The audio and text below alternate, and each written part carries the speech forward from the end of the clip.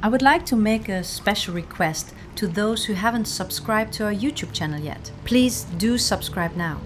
And if you enjoy the story, don't forget to like, comment and share. Now we'll move on to today's story. We hope you enjoy it. Let's begin.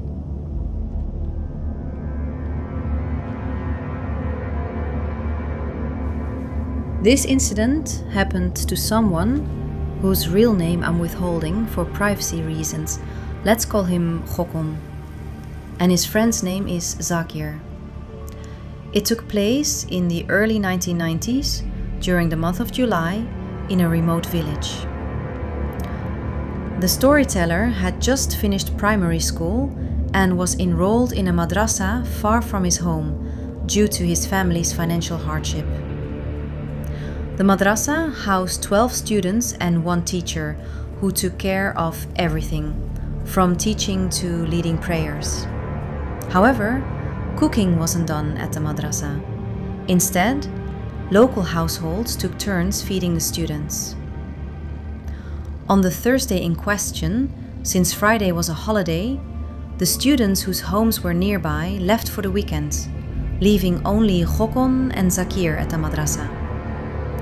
That night, after the Isha prayer, their teacher left for his home, warning them not to open the door for anyone unless they could confirm their identity, since sometimes strangers came begging to sleep there. The boys agreed. That night, after eating at the designated house, they returned and went to bed. The night was ominously different.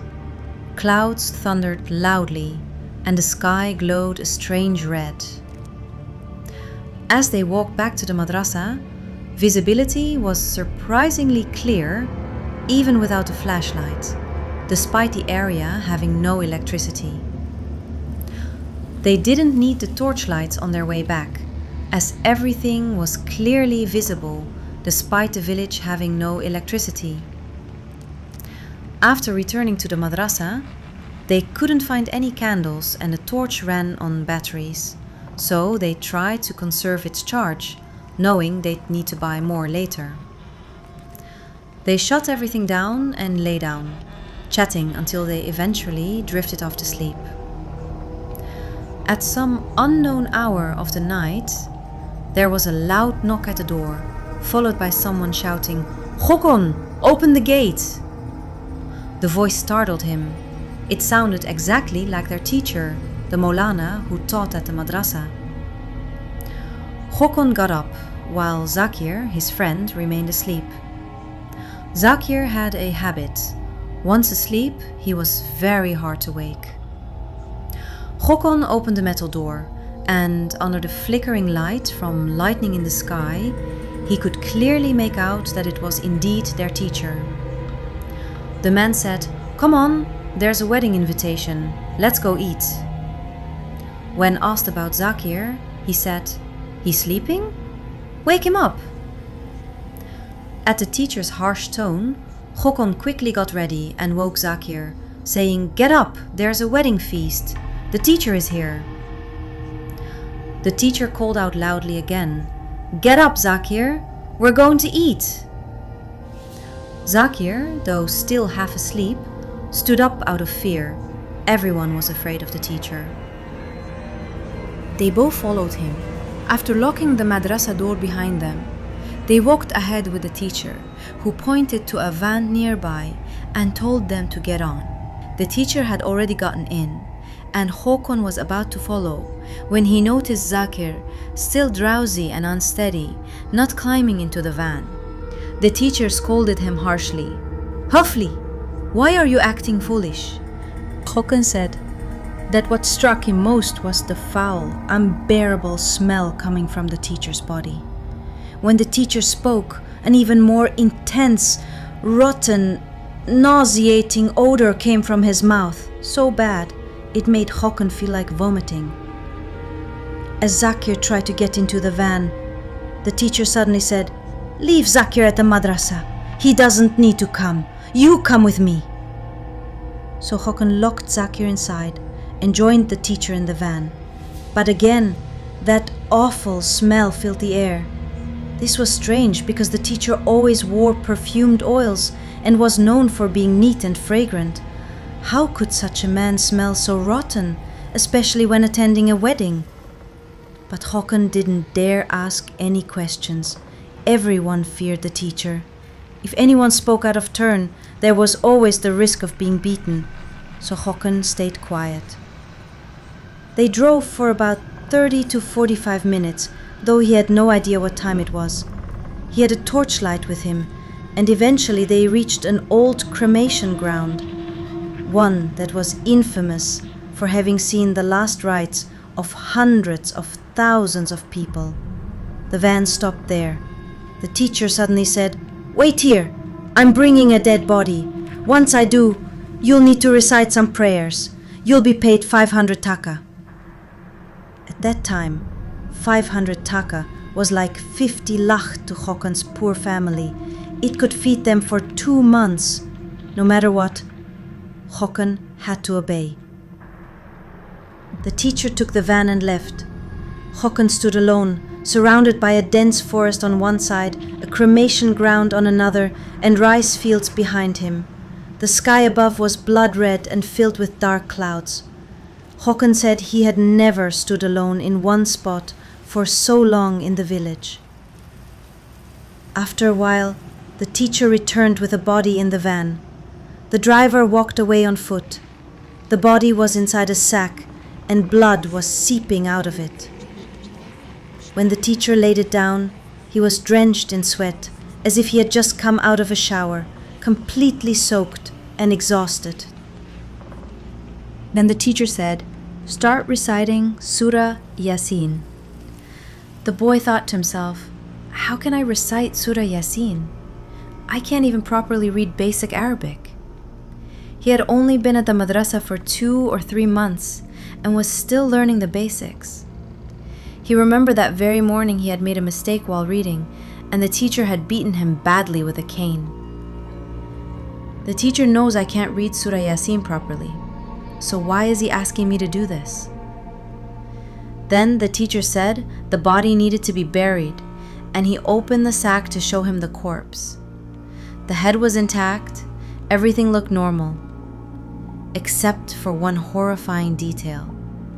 The eyes were not in the head, but embedded in the chest. The body was unusually long. Suddenly, the teacher commanded again, "Recite Surah Yasin, or you'll be in trouble tonight." Then, a disturbing, twisted laughter came from the teacher. Terrified, the boy began reciting, "Bismillahir Rahmanir Rahim," and as soon as he did, the shape of the corpse began to change. He realized the body had shrunk because it was now the corpse of his friend, the same friend he had left sleeping in the madrasa. It was Zakir. The teacher then said, "This is the wedding feast tonight. This is what I'll eat. Now keep reciting Surah Yasin. It helps me enjoy it more." Suddenly, the teacher began to shapeshift. He transformed into a giant dog. It became clear that this was not the real teacher at all, but a Jinn who had taken his form. The creature began licking the corpse. At that moment, other dogs began howling and rushing in. The boy was flung about 100 feet away and kept repeating, "Bismillahir Rahmanir Rahim," over and over in fear. Several dogs surrounded the corpse, sniffing or trying to bite at it.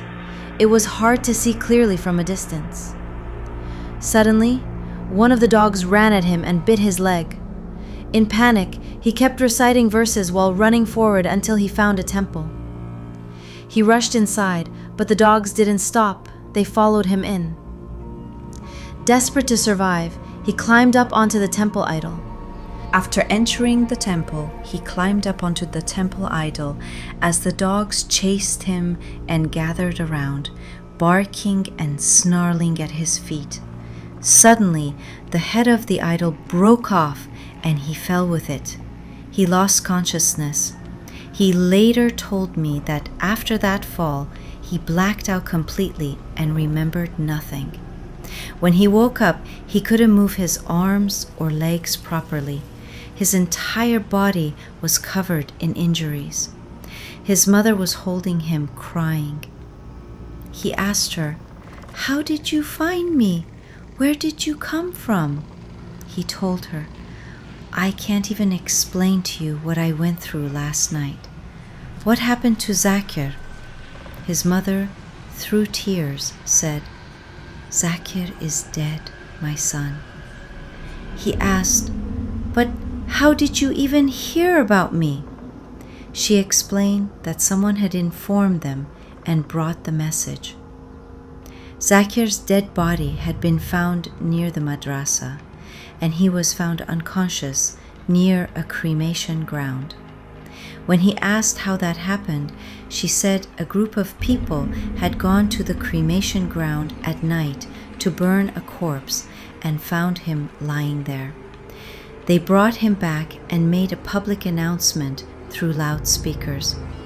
When the teacher came looking for them, he was also found. At first, people thought the teacher might have killed Zakir and taken the boy to the cremation ground to harm him, but later that assumption was proven false.